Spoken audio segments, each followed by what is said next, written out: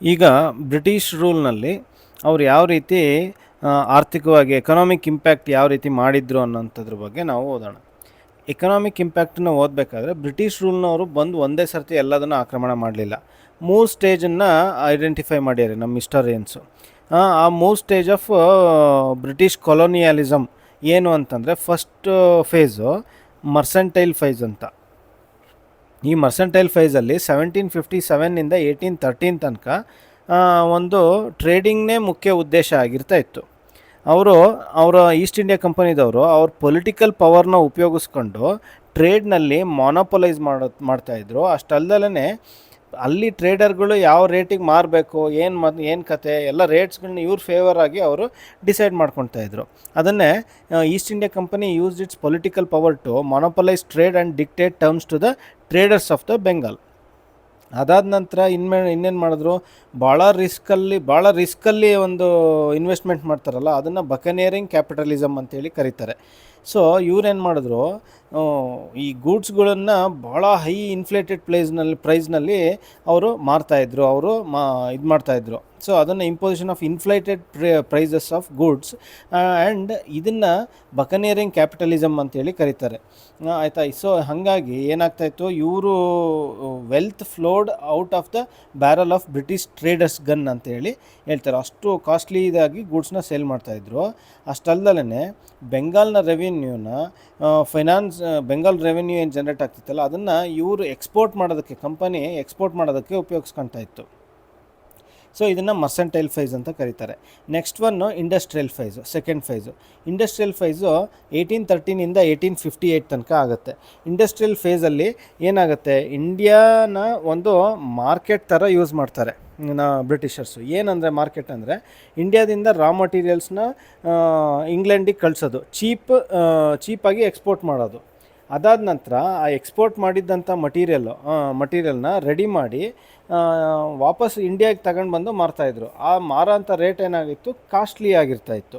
So Indians were forced to export raw materials and import finished goods. Raw ಮಟೀರಿಯಲ್ಸ್ನ export ಮಾಡಿ finished ಗೂಡ್ಸ್ನ import ಮಾಡಿಕೊಂಡು ಮಾರೋ ರೀತಿ ಮಾಡ್ಕೊಂಡಿದ್ರು. ಅದಾದ ನಂತರ ಇಂಪೋರ್ಟ್ ಡ್ಯೂಟಿ ಇಂಡಿಯನ್ ಪ್ರಾಡಕ್ಟ್ಸಿಗೆ ಭಾಳ ಹೆವಿ ಇಂಪೋರ್ಟ್ ಡ್ಯೂಟಿ ಆಗ್ತಾಯಿದ್ರು. ಇಂಗ್ಲೆಂಡಿಂದ ನಮ್ಮ ಇಂಡಿಯಾಗೆ ಬರಬೇಕು ಅಂದರೆ ಇಂಪೋರ್ಟ್ ಡ್ಯೂಟಿ ಜಾಸ್ತಿ ಹಾಕ್ಬಿಡ್ತಾಯಿದ್ರು. ಇದರಿಂದ ಏನಾಗ್ತಾಯಿತ್ತು, ಬೇರೆಯವ್ರು ಯಾರೂ ಕೂಡ ಇಂಡಿಯನ್ ಮಾರ್ಕೆಟ್ನಲ್ಲಿ ಇದು ಮಾಡೋಕ್ಕಾಗ್ತಾ ಇರಲಿಲ್ಲ. Heavy import duty on Indian products to England ಮೇಲೆ ಇಂಡಿಯನ್ ಪ್ರಾಡಕ್ಟ್ಸ್ನಲ್ಲಿ ಇಂಪೋರ್ಟ್ ಡ್ಯೂಟಿ ಜಾಸ್ತಿ ಆಗ್ತಾಯಿದ್ರು. ಅದಾದ ನಂತರ act of 1813 allowed to trade, ಬೇರೆ ಯಾವುದೇ ಕಂಪನಿ ಆದರೂ ಟ್ರೇಡ್ ಮಾಡೋದಕ್ಕೆ ಅವಕಾಶನ ಕೊಟ್ಟರು. ಸೊ ಇಂಡಸ್ಟ್ರಿಯಲ್ ಫೇಸು ಇದರಿಂದ ಸ್ಟಾರ್ಟ್ ಆಗಿತ್ತು. ಈ ಇಂಡಸ್ಟ್ರಿಯಲ್ ಫೇಸು 1813 1858 ತನಕ ಇತ್ತು. India was exploited as a market for British goods. Act of 1813 allowed one way trade for the British. As a result the Indian markets flooded with cheap machine made import. So Indian traders lost foreign as well as home market. Indian ಟ್ರೇಡರ್ಸ್ಗೆ home market ಹೋಯಿತು, foreign market ಹೋಯಿತು. Indians were forced to export raw material, forced ಮಾಡಿ ಅವ್ರು raw ಮಟೀರಿಯಲ್ನ ಎಕ್ಸ್ಪೋರ್ಟ್ ಮಾಡಿಸ್ತಾಯಿದ್ರು and import finished ಗೂಡ್ನ import ಮಾಡಿಸ್ತಾಯಿದ್ರು. ಹೆವಿ ಇಂಪೋರ್ಟ್ ಡ್ಯೂಟಿ ಆಗ್ತಾಯಿದ್ರು on Indian products to England. ಇಂಡಿಯಾದಿಂದ ಏನಾದರೂ ತಯಾರಾಗಿ ಹೋಗಬೇಕು ಅಂತಂದರೆ ಅದು ಹೋಗೋಕ್ಕೆ ಬಿಡ್ತಾ ಇರಲಿಲ್ಲ. ಯಾಕೆಂದರೆ ಹೆವಿ ಇಂಪೋರ್ಟ್ ಡ್ಯೂಟಿ ಹಾಕಿದ್ರೆ ತಗೊತಿರ್ಲಿಲ್ಲಲ್ಲ, ಜಾಸ್ತಿ ಕಾಸ್ಟ್ಲಿ ಆಗೋದು. ಸೊ ಫಾರಿನ್ ಮಾರ್ಕೆಟ್, ಇಂಗ್ಲೆಂಡ್ ಮಾರ್ಕೆಟ್ನು ಬಿದ್ದೋಯ್ತು. ಈ ರೀತಿ ಇಂಡಸ್ಟ್ರಿಯಲ್ ಫೇಸ್ನಲ್ಲಿ ಎಕ್ಸ್ಪ್ಲಾಯ್ಟ್ ಮಾಡೋಕ್ಕೆ ಸ್ಟಾರ್ಟ್ ಮಾಡಿದ್ರು. ಥರ್ಡ್ ಫೇಸು ಫೈನಾನ್ಷಿಯಲ್ ಫೇಸ್ ಅಂತೇಳಿ ಕರಿತೀವಿ. 1860 ಆನ್ವರ್ಡ್ಸು ಇದನ್ನು ಫೈನಾನ್ಷಿಯಲ್ ಫೇಸ್ ಅಂತ ಕರೀತಾರೆ. ಫೈನಾನ್ಷಿಯಲ್ ಫೇಸಲ್ಲಿ ಏನು ಮಾಡ್ತಾರೆ, ಬ್ರಿಟಿಷರ್ಸು ಅವ್ರ ಪೊಸಿಷನನ್ನು, ಪವರ್ನ ಇಂಡಿಯಾದಲ್ಲಿ ಫುಲ್ ಕನ್ಸಾಲಿಡೇಟ್ ಮಾಡಿ ಇಟ್ಕೊಳ್ತಾರೆ. ಅದಾದಮೇಲೆ ಇಂಡಿಯಾನ ಒಂದು ರೀತಿ ಮ್ಯಾನುಫ್ಯಾಕ್ಚರರ್ಸ್ ಮಾರ್ಕೆಟ್ ರೀತಿ ಯೂಸ್ ಮಾಡ್ತಾರೆ. ಸೊ ದಟ್ ಈ ಫುಡ್ ಸ್ಟಫ್, ರಾ ಮೆಟೀರಿಯಲ್ಸ್ನೆಲ್ಲ ಇವ್ರು ಸಪ್ಲೈ ಮಾಡಬೇಕು, ಫಿನಿಶ್ಡ್ ಗೂಡ್ಸ್ನೆಲ್ಲ ಅವ್ರು ಸಪ್ಲೈ ಮಾಡ್ತಾಯಿದ್ರು, ಅವ್ರು ಮ್ಯಾನುಫ್ಯಾಕ್ಚರ್ ಮಾಡಿ ವಾಪಸ್ ಇಲ್ಲಿ ಮಾರ್ತಾಯಿದ್ರು. ಇದನ್ನು ಒಂದು ಒಳ್ಳೆ ಮಾರ್ಕೆಟಾಗಿ ಕನ್ಸಿಡರ್ ಮಾಡಿದ್ರಲ್ಲ, ಹಾಗಾಗಿ ಈ ಮಾರ್ಕೆಟ್ನಲ್ಲಿ ಅವಶ್ಯಕತೆ ಏನೇನಿತ್ತು, ರೈಲ್ವೇಸ್ ಅವಶ್ಯಕತೆ ಇತ್ತು, ಪೋಸ್ಟ್ ಟೆಲಿಗ್ರಾಫ್ ಅವಶ್ಯಕತೆ ಇತ್ತು, ಬ್ಯಾಂಕಿಂಗ್ ಸಿಸ್ಟಮ್ ಅವಶ್ಯಕತೆ ಇತ್ತು. ಇದನ್ನೆಲ್ಲ ಎಸ್ಟಾಬ್ಲಿಷ್ ಮಾಡೋಕ್ಕೆ ಸ್ಟಾರ್ಟ್ ಮಾಡಿದ್ರು. Indian Railways introduced in 1853, Post and Telegraphs introduced in 1853, banking system, first bank, Awadh Commercial Bank introduced in 1881. ಅದಾದಮೇಲೆ ದೊಡ್ಡ ದೊಡ್ಡ ಮಷಿನ್ ಇಂಡಸ್ಟ್ರೀಸ್ಗಳು ಸ್ಟಾರ್ಟ್ ಆದವು. ಬ್ರಿಟಿಷ್ ಹೆವಿ ಇಂಡಸ್ಟ್ರೀಸ್ಗಳು ಸ್ಟಾರ್ಟ್ ಆಯಿತು. For example Tata iron and steel industry 1907 start ಆಯಿತು. Heavy British investment in India and burden ಈ heavy investment ಏನು ರೈಲ್ವೆ ಮೇಲೆ, ಪಬ್ಲಿಕ್ ಗೂಡ್ಸು, ಟ್ರಾನ್ಸ್ಪೋರ್ಟು, ಇದ್ರ ಮೇಲೆಲ್ಲ ಏನು ಮಾಡ್ತಿದ್ರಲ್ಲ, ಇದು ಇಂಡಿಯಾದಿಂದ ಬಂದಿದ್ದ ರೆವೆನ್ಯೂಯಿಂದನೇ ಮಾಡ್ತಾಯಿದ್ರು. ಹಂಗಾಗಿ ಡೆಬ್ಟ್ಗಳು ಜಾಸ್ತಿ ಆಗ್ತಾಯಿತ್ತು. ಸೊ ಇದನ್ನೆಲ್ಲ ಗಮನಿಸಿ ಈ ಥರ 3 ಫೇಸಲ್ಲಿ ಏನಾಗಿದೆ, ಬ್ರಿಟಿಷರ್ಸು ಕನ್ಸಾಲಿಡೇಟ್ ಮಾಡಿಕೊಂಡ್ರು ಅವರ ಎಕನಾಮಿಕ್ ಪೊಸಿಷನ್ನ. ಇದನ್ನೆಲ್ಲ ಕನ್ಸಿಡರ್ ಮಾಡಿಕೊಂಡು ಡ್ರೈನ್ ಆಫ್ ವೆಲ್ತ್ ಅಂತೇಳಿ ದಾದಾಬಾಯಿ ನವರೋಜಿ ಮತ್ತು R.C. ದತ್ತ ಅನ್ನೋರು ಅದನ್ನು ಮೆನ್ಷನ್ ಮಾಡಿರ್ತಾರೆ. ಡ್ರೈನ್ ಆಫ್ ವೆಲ್ತ್ ಅಂತಂದರೆ ಏನು? ಡ್ರೈನ್ ಆಫ್ ವೆಲ್ತ್ ಅಂತಂದರೆ ದಾದಾಬಾಯಿ ನವರೋಜಿ 1901ರಲ್ಲಿ ಒಂದು ಬುಕ್ ಬರೀತಾರೆ, poverty and British rule in India ಅಂತೇಳಿ. ಅದೇ ರೀತಿ R.C. ದತ್ ಅನ್ನೋರು ಎಕನಾಮಿಕ್ ಹಿಸ್ಟ್ರಿ ಆಫ್ ಇಂಡಿಯಾ ಅಂತೇಳಿ ಇನ್ನೊಂದು ಬುಕ್ ಬರೀತಾರೆ. ಇದರಲ್ಲಿ ಬ್ರಿಟಿಷ್ ಪಾಲಿಸಿ ಏನು ಮಾಡಿದಲ್ಲ, ಆ ಬ್ರಿಟಿಷ್ ಪಾಲಿಸಿಯಿಂದ ಇಂಡಿಯಾದು ಆರ್ಥಿಕತೆ ಫುಲ್ ಹಾಳಾಗೋಗಿದೆ ಅಂತೇಳಿ, ಎಕನಾಮಿಕ್ ಇಲ್ಸ್ ಬಂದಿದೆ ಅಂತೇಳಿ ದಾದಾಬಾಯಿ ನವರೋಜಿ ಮತ್ತು R.C. ದತ್ತ ಅವ್ರ ಬುಕ್ಗಳಲ್ಲಿ ಬರೀತಾರೆ. Dadabhai Naoroji book poverty and British rule in India, R.C. ದತ್ತ ಅವ್ರದ್ದು ಎಕನಾಮಿಕ್ ಹಿಸ್ಟ್ರಿ ಆಫ್ ಇಂಡಿಯಾ ಅಂತ. ಇದರಲ್ಲಿ ಡ್ರೈನ್ ಆಫ್ ವೆಲ್ತ್ ಥಿಯರಿನ ಪ್ರಪೋಸ್ ಮಾಡ್ತಾರೆ. ಏನಿದು ಡ್ರೈನ್ ಆಫ್ ವೆಲ್ತ್ ಥಿಯರಿ ಅಂತಂದರೆ, ಈಗ ಇಂಡಿಯಾದೇನು ಗ್ರೋತ್ ಆಗಿರುತ್ತಲ್ಲ, ಆ ಇಂಡಿಯಾ ಗ್ರೋತ್ ಒಂದು ಪೋರ್ಷನ್ ಆಫ್ ನ್ಯಾಷನಲ್ ಪ್ರಾಡಕ್ಟ್ ಏನಿದೆಯಲ್ಲ ಆಫ್ ಇಂಡಿಯಾ, ಅದನ್ನು ಇಂಡಿಯನ್ಸ್ ಗ್ರೋತಿಗೆ ಅಥವಾ ಇಂಡಿಯಾ ಗ್ರೋತಿಗೆ ಯೂಸೇ ಆಗಲಿಲ್ಲ, ಅದು ಕನ್ಸಂಪ್ಷನ್ ಆಗಲಿಲ್ಲ. ಅದು ಇನ್ಸ್ಟೆಡ್ ಅದರಿಂದ ಬಂದಿರೋಂಥ ನ್ಯಾಷನಲ್ ಪ್ರಾಡಕ್ಟು ಸೀದಾ ಇಂಗ್ಲೆಂಡ್ಗೆ ಹೋಗ್ತಾ ಇತ್ತು ಅಂತ ಹೇಳಿ ಅವರು ಅದನ್ನು ಹೇಳ್ತಾರೆ. Drain of wealth theory refers to a portion of national product of India which was not available for the consumption of its people. ಅವರ ಪೀಪಲ್ಗಳಿಗೆ ಕನ್ಸಂಪ್ಷನ್ ಆಗೋಕ್ಕೆ ಇದು ಇರಲಿಲ್ಲ. ಸೊ ಇದರಲ್ಲಿ ಈ ಥಿಯರಿ ಪ್ರಕಾರ ಇದರಲ್ಲಿ ಏನು ಕಾನ್ಸ್ಟಿಟ್ಯೂಯೆಂಟ್ಸ್ ಇತ್ತು, ಒಂದು 5-6 ಪಾಯಿಂಟ್ಸ್ಗಳಿದೆ. ಏನು ಅಂತಂದರೆ, ಕಂಪನಿಯವರು ಎಕ್ಸ್ಟ್ರಾಕ್ಷನ್ ಮಾಡ್ತಾಯಿದ್ರು, ರಾಜರಿಂದ ಎಕ್ಸ್ಟ್ರಾಕ್ಷನ್ ಮಾಡ್ತಾಯಿದ್ರು, ಜಮೀನ್ದಾರ್ಗಳಿಂದ ಎಕ್ಸ್ಟ್ರಾಕ್ಷನ್ ಮಾಡ್ತಾಯಿದ್ರು. ಅದಾದಮೇಲೆ ಈವನ್ ಕಾಮನ್ ಮ್ಯಾನಿಂದನೂ ಎಕ್ಸ್ಟ್ರಾಕ್ಷನ್ ಮಾಡ್ತಾಯಿದ್ರು, ಕಾಮನ್ ಮ್ಯಾನನ್ನು ಮನೆ ಕಳಿಸ್ಬಿಡ್ತಾಯಿದ್ರು. ಅದಾದ ನಂತರ ಗೂಡ್ಸ್ಗಳನ್ನೆಲ್ಲ ಪರ್ಚೇಸ್ ಮಾಡ್ತಾಯಿದ್ದು ರೆವೆನ್ಯೂಸ್ ಆಫ್ ಬೆಂಗಾಲ್ ರೆವೆನ್ಯೂಯಿಂದ ಪರ್ಚೇಸ್ ಮಾಡ್ತಾಯಿದ್ರು. ಕಂಪನಿ ಬೆಂಗಾಲ್ ರೆವೆನ್ಯೂಯಿಂದ ಪರ್ಚೇಸ್ ಮಾಡಿ ಅದನ್ನು ಎಲ್ಲಿ ಕಳಿಸ್ತಾ ಇತ್ತು, ಸೀದಾ ಎಕ್ಸ್ಪೋರ್ಟ್ ಮಾಡ್ತಾಯಿದ್ರು. ಅದನ್ನು ಇನ್ವೆಸ್ಟ್ಮೆಂಟ್ ಅಂತ ಹೇಳ್ತಾಯಿದ್ರು. ಅದಾದ ನಂತರ ಡ್ಯೂಟಿ ಫ್ರೀ ಟ್ರೇಡ್ ಯೂಸ್ ಮಾಡ್ತಾಯಿದ್ರು ಬ್ರಿಟಿಷರ್ಸು, ಆಯಿತಾ. ಡ್ಯೂಟಿ ಫ್ರೀ ಟ್ರೇಡ್ ಮಾಡೋದ್ರಿಂದ ಇಂಡಿಯನ್ಸ್ ಯಾರೂ ಇವ್ರ ಮೇಲೆ ಕಾಂಪೀಟ್ ಮಾಡೋಕ್ಕಾಗ್ತಿರ್ಲಿಲ್ಲ. ಇವರಿಗೆ ಏನಾಗ್ತಾಯಿತ್ತು, ಹೆವಿ ಅಡ್ವಾಂಟೇಜ್ ಆಗೋದು, ಆಯಿತಾ. ಅದಾದಮೇಲೆ ಇದೆಲ್ಲ ಡ್ಯೂಟಿ ಫ್ರೀ ಟ್ರೇಡು ಇದೇನು ಅಡ್ವಾಂಟೇಜ್ ಇತ್ತಲ್ಲ, ಇದನ್ನು ಸಬ್ಸಿಡೀಸ್ನ ಮೂಲಕ ಏನು ಮಾಡೋರು, ಫೈನಾನ್ಸ್ ಮಾಡೋರು. ಅದು ಯಾವುದು ಸಬ್ಸಿಡೀಸು? ಗೌರ್ಮೆಂಟಿಂದ ಸಬ್ಸಿಡಿ, ಇಂಡಿಯನ್ ಟ್ರೆಜರಿಯಿಂದ ಸಬ್ಸಿಡಿ ಮಾಡೋರು. ಮತ್ತು ಈಗ ಸ್ಯಾಲ್ರಿಗಳು ಎಲ್ಲ ಏನು ಅಫಿಷಿಯಲ್ಸ್ಗಳಿಗೆ, ಫಾರಿನ್ ಅಫಿಷಿಯಲ್ಸ್ಗಳಿಗೆ ಸ್ಯಾಲ್ರಿಗಳೆಲ್ಲ ಏನು ಕೊಡ್ತಾಯಿದ್ರಲ್ಲ, ಅದು ವಾಪಸ್ ಎಲ್ಲಿ ಹೋಗ್ತಾಯಿತ್ತು, ವಾಪಸ್ ಮತ್ತೆ ಇಂಗ್ಲೆಂಡ್ಗೆ ಹೋಗ್ತಾಯಿತ್ತು, ರೆಮಿಟೆನ್ಸಸ್ಸು ಎಲ್ಲ. ಸೊ ಆ್ಯಕ್ಚುಲಿ ಏನು ರೆಮಿಟೆನ್ಸಸ್ಸು, ಸ್ಯಾಲ್ರೀಸು ಮತ್ತು ಕಂಪನಿದು ಯಾವುದೇ ಇನ್ಕಮ್ ಬಂತು ಅಂತಂದ್ರೂ ಅದು ಇಂಡಿಯನ್ ಟ್ರೆಜರಿಯಿಂದ ಹೋಗೋದು. ಬಟ್ ಅದು ಆ್ಯಕ್ಚುಲಿ ಎಂಡಪ್ ಆಗ್ತಾ ಇದ್ದಿದ್ದಲ್ಲಿ ಇಂಗ್ಲೆಂಡ್ಗೆ ಹೋಗಿ ಎಂಡಪ್ ಆಗ್ತಾಯಿತ್ತು. ಅದಾದ ನಂತರ ಈಗ ಇಲ್ಲಿ ವರ್ಕ್ ಮಾಡಿದ್ದಕ್ಕೆ ಪೆನ್ಷನ್ನು, ಆಯಿತಾ, ಕಂಪನಿನಲ್ಲಿ ವರ್ಕ್ ಮಾಡಿದ್ದಕ್ಕೆ ಕಂಪನಿ ಅಫಿಷಿಯಲ್ಸ್ಗಳಿಗೆ ಸ್ಯಾಲ್ರಿನ ಇಂಡಿಯನ್ ಇದರಿಂದ ಟ್ರೆಜರಿಯಿಂದ ಕೊಡ್ತಾಯಿದ್ರು. ಅದಾದ ನಂತರ ಹೆವಿ ಇಂಟ್ರೆಸ್ಟನ್ನು ಕಟ್ತಾಯಿದ್ರು. ಇನ್ವೆಸ್ಟ್ಮೆಂಟು, ಡೆಪ್ಟು, ಇದಕ್ಕೆಲ್ಲ ಏನು ಮಾಡ್ತಾಯಿದ್ರು ಬ್ರಿಟಿಷರ್ಸ್, ಹೆವಿ ಇನ್ವೆಸ್ಟ್ಮೆಂಟ್ ಕಟ್ತಾಯಿದ್ರು. ಈ ಹೆವಿ ಇಂಟ್ರೆಸ್ಟ್ಗಳನ್ನ ಕಟ್ತಾಯಿದ್ರು. ಇದೆಲ್ಲದನ್ನು ಏನಾಗ್ತಾಯಿತ್ತು, ಡ್ರೈನ್ ಆಫ್ ವೆಲ್ತ್ ಥಿಯರಿಗೆ ಕಾರಣ. ಯಾವುದಾದ್ರು ಅಂತಂದರೆ extraction by company servants fortunes from rulers, zamindars, merchants, common man and sending them home. Next point, purchasing goods out of revenues of Bengal and exporting them, this was called as investment. Third point ಏನು, duty free trade provided to British gave them a competitive edge over the Indian traders. So these subsidies were financed by Indian Treasury. Next, remittances or salaries and other incomes by the company officials were sent to England. Home charges and cost of salaries, pensions of company officials in India were paid from the Treasury of India. ಅದಾದ ನಂತರ hefty interests were paid to British investors. So ಇದೆಲ್ಲ constituents of drain theory. So ಇದರಿಂದ effect ಏನಾಯಿತು, it stunted the growth of Indian enterprise and it stopped or retarded the capital formation in India. It financed the capitalist development in Britain. ಬ್ರಿಟೇನಲ್ಲಿ ಆಗುವಂಥ capitalist ಡೆವಲಪ್ಮೆಂಟ್ಗೆ India finance ಮಾಡ್ದಂಗೆ ಆಯಿತು. ಇಂಡಿಯಾದಲ್ಲಿ capital formation ಆಗೋಕ್ಕೆ ಬಿಡಲಿಲ್ಲ. ಎಲ್ಲಂದರೆ ಇಲ್ಲಿಂದ generate ಆಗಿರೋ capital ಎಲ್ಲ ಸೀದಾ ಬ್ರಿಟಿಷ್ಗೆ ಹೋಗ್ತಾಯಿತ್ತು, ಇಂಗ್ಲೆಂಡ್ಗೆ ಹೋಗ್ತಾಯಿತ್ತು. ಅದಾದಮೇಲೆ ಇಂಡಿಯಾನ ಒಂದು ರೀತಿ ಫ್ರೀ ಟ್ರೇಡ್ ಝೋನ್ ಥರ ಕನ್ಸಿಡರ್ ಮಾಡ್ಕೊಂಡ್ರು. ಇಲ್ಲಿ ಬಂದು ಯಾರು ಬೇಕಾದ್ರೂ ಏನಾದ್ರು ಸೆಲ್ ಮಾಡ್ಕೊಂಡು ಹೋಗ್ಬೋದಾಗಿತ್ತು, ಅಷ್ಟು ಮಟ್ಟಿಗೆ ಫ್ರೀ ಟ್ರೇಡ್ ಝೋನ್ ಥರ ಕನ್ಸಿಡರ್ ಮಾಡಿದರು. ಇದರಿಂದ ಏನಾಗ್ತಾಯಿತ್ತು, ಇಲ್ಲಿರೋಂಥ ಪೀಪಲ್ಗಳ ಡೆವಲಪ್ಮೆಂಟ್ಗೆ ಯಾವುದೇ ಒಂದು ಆದ್ಯತೆ ಸಿಗಲೇ ಇಲ್ಲ. ಅದಾದ ನಂತರ plantations, mines, jute mills, banking, shipping, import concerns, ಇವೆಲ್ಲ ಏನಾಯಿತು, ಒಂದು ರೀತಿ these concerns promoted the system of interlocking capitalist firms managed by foreigners. It drain the resource from India. ಇವೆಲ್ಲ ಅವರವರೇ ಮಾಡ್ಕೊಂಡು ಬಂದಿದ್ರು. ಹಂಗಾಗಿ ಅದರಿಂದ ಏನಾಯಿತು, ರಿಸೋರ್ಸ್ಗಳೆಲ್ಲದು ಕೂಡ ಡ್ರೈನ್ ಆಗ್ತಾ ಬಂತು. ಸೊ ಇದು drain of wealth theory. Okay, ಇದಾದ ನಂತರ ಈಗ ಅವರು ಲ್ಯಾಂಡ್ ರೆವೆನ್ಯೂ ಸಿಸ್ಟಮ್ಸ್ ಯಾವ ಥರ ಇಟ್ಟಿದ್ರು ಅನ್ನೋದನ್ನು ನಾವು ನೋಡಬೇಕಾಗುತ್ತೆ. ಲ್ಯಾಂಡ್ ರೆವೆನ್ಯೂ ಸಿಸ್ಟಮ್ನಲ್ಲಿ 3 ರೀತಿ ಲ್ಯಾಂಡ್ ರೆವೆನ್ಯೂ ಸಿಸ್ಟಮ್. ಒಂದು ಪರ್ಮನೆಂಟ್ ಸೆಟ್ಲ್ಮೆಂಟ್ ಅಥವಾ ಇಸ್ತಂಬ್ರಾರಿ ಅಥವಾ ಸ್ಥಾಯಿ ಬಂದೋಬಸ್ತ್ ಅಂತೇಳಿ, ಇನ್ನೊಂದು ರಯತ್ವಾರಿ ಸೆಟ್ಲ್ಮೆಂಟ್ಸ್ ಅಂತೇಳಿ, ಇನ್ನೊಂದು ಮಹಲ್ವಾರಿ ಸೆಟ್ಲ್ಮೆಂಟ್ ಅಂತೇಳಿ 3 ಸೆಟ್ಲ್ಮೆಂಟ್ಗಳ 3 ಲ್ಯಾಂಡ್ ರೆವೆನ್ಯೂ ಸಿಸ್ಟಮ್ಸ್ ಇರುತ್ತೆ. Permanent settlement system or Istimrari settlement system ಬಂದೋಬಸ್ತು, second one is Ryotwari system, third one is Mahalwari system. Permanent ಸಿಸ್ಟಮ್ನ ಇಂಟ್ರೊಡ್ಯೂಸ್ ಮಾಡಿದ್ದು ಲಾರ್ಡ್ ಕಾರ್ನ್ವಾಲಿಸ್. ಯಾರು ಇದನ್ನು ಪ್ಲ್ಯಾನ್ ಮಾಡಿಕೊಟ್ಟಿದ್ದಾರೋ ಜಾನ್ ಶೋರ್ ಅಂತೇಳಿ, ಅವನು ಪರ್ಮನೆಂಟ್ ಇದನ್ನು ಇಂಟ್ರೊಡ್ಯೂಸ್ ಮಾಡಿದ್ದು ಲಾರ್ಡ್ ಕಾರ್ನ್ವಾಲಿಸ್ 1793ನಲ್ಲಿ. ಇದನ್ನು ಯಾವ ಕಡೆ ಇಂಟ್ರೊಡ್ಯೂಸ್ ಮಾಡ್ತಾರೆ? ಬೆಂಗಾಲ್, ಬಿಹಾರ್, ಒರಿಸ್ಸಾ, ಈಸ್ಟರ್ನ್ ಪಾರ್ಟ್, ಈ ಸೈಡ್. ಅದಾದಮೇಲೆ ಕೆಲವು districts of Banaras and also northern districts of Madras. Okay, so ಇದರಲ್ಲೇನು ಜಮೀನ್ದಾರ್ಸನ್ನ ಓನರ್ ಅಂತೇಳಿ ಡಿಕ್ಲೇರ್ ಮಾಡಿಬಿಡ್ತಾರೆ. ಸೊ ಜಮೀನ್ದಾರ್ಗೆ ಕಂಪ್ಲೀಟ್ ಓನರ್ಶಿಪ್ ಕೊಟ್ಬಿಟ್ಟು zamindar can keep 1/11 of the collected taxes. ಈಗ 11ರಲ್ಲಿ 1 ಭಾಗ ಅವ್ರು ಇಟ್ಕೊಳ್ಬೋದಾಗಿತ್ತು. ಇನ್ನು 10 ಭಾಗ ರೆವಿನ್ಯೂ ಏನು ಕಲೆಕ್ಷನ್ ಆಗಿರೋದನ್ನ ಗೌರ್ಮೆಂಟಿಗೆ ಕೊಡಬೇಕಾಗಿತ್ತು. ಯಾರಿಗೆ? ಬ್ರಿಟಿಷರ್ಸಿಗೆ ಕೊಡಬೇಕಾಗಿತ್ತು. ಸೊ ಜಮೀನ್ದಾರ್ಸು ಅವ್ರು ಎಷ್ಟು ಬೇಕಾದ್ರೆ ರೆಂಟ್ ಇಟ್ಕೊಳ್ಬೋದಾಗಿತ್ತು. ಸೊ ಹೀಗಾಗಿ ಜಮೀನ್ದಾರ್ಸು ರಿಯಲ್ ಓನರ್ಸ್ಗಳಾಗಿದ್ದರು. ಅದಾದ ನಂತರ ಈ ಒಂದು ಇದ್ರ ಪರ್ಮನೆಂಟ್ ಸೆಟ್ಲ್ಮೆಂಟ್ ಮೂಲಕ ಜಮೀನ್ದಾರ್ಸ್ಗಳಿಗೆ ರಿಯಲ್ ಓನರ್ಶಿಪ್ ಅನ್ನೋದು ಕಾಯಂ ಆಗಿತ್ತು.